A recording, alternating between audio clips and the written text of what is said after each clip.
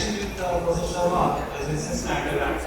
In fact, the story goes like this. I was working after my undergrad for a job, and within 3 months I did not like the job, so I called him. I don't like it, so he just come over. So I left the job, I worked, I finished my first paper, and while I was working on game film, I moved on to something which I really love now, it's like digital R&D. Then again, I was in General Motors. I did not like the job.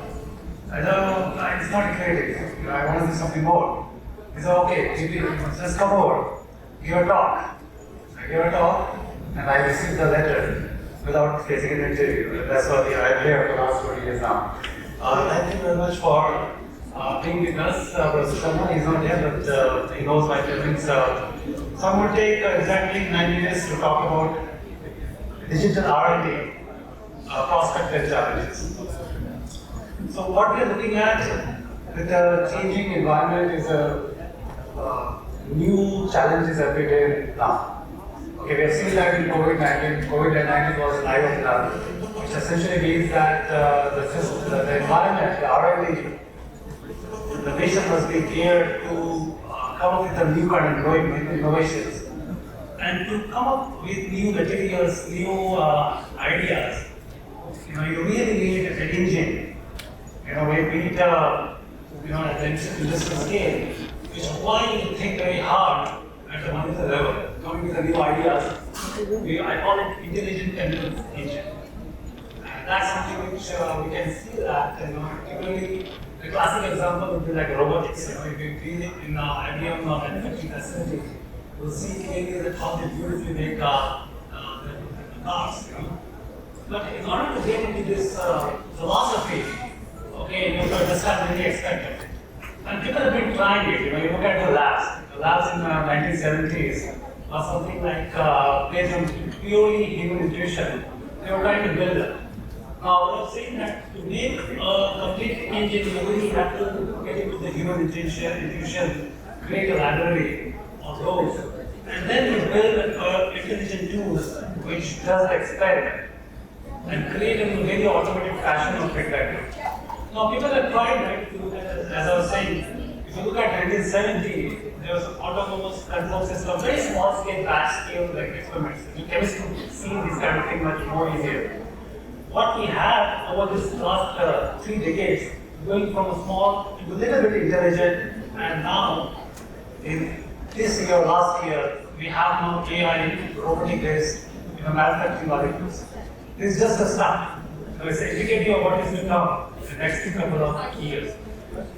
But still, there are a lot of technical challenges in terms of understanding the molecules, in terms of understanding the material design and so on. You still have to go to the literatures, and that's what typically the student does.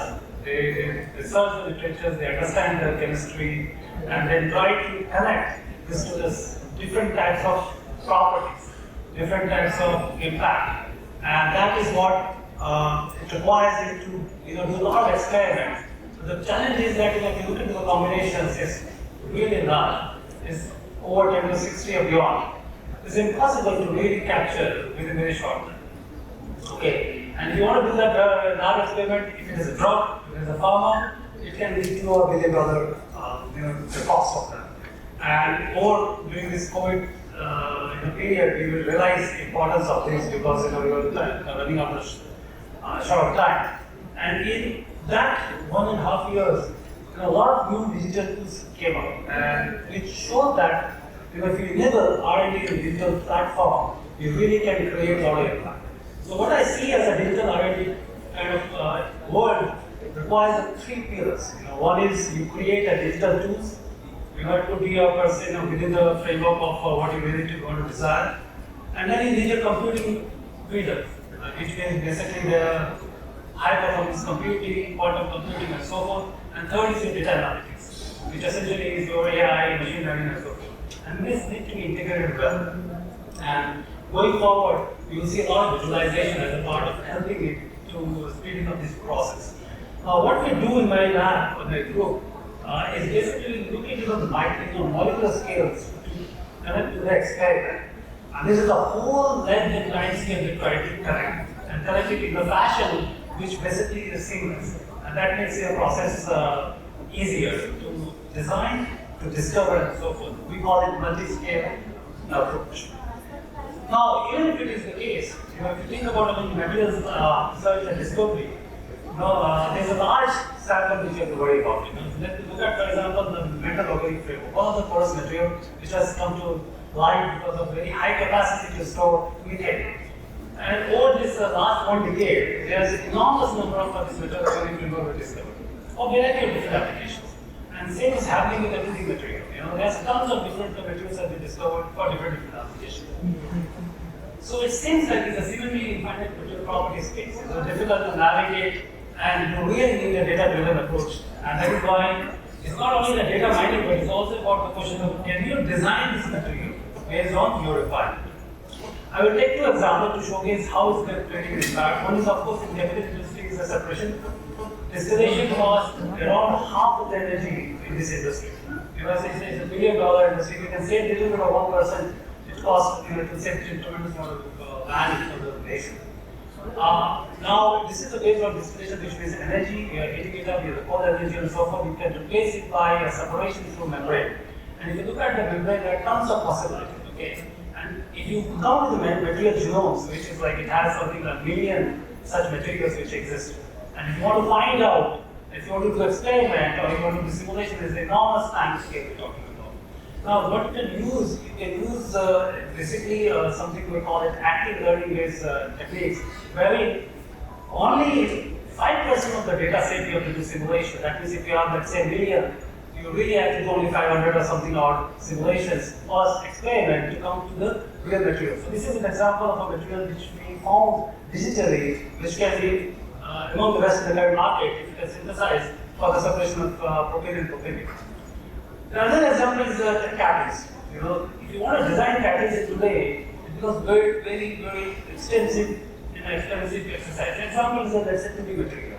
Just take a 3-layer of material, and just for the 3-layer material, the 2D material, the possible combination is 36,000. Okay, and that's impossible to synthesize, test, and so forth, right? So how do you really figure out one certain combination which does the best?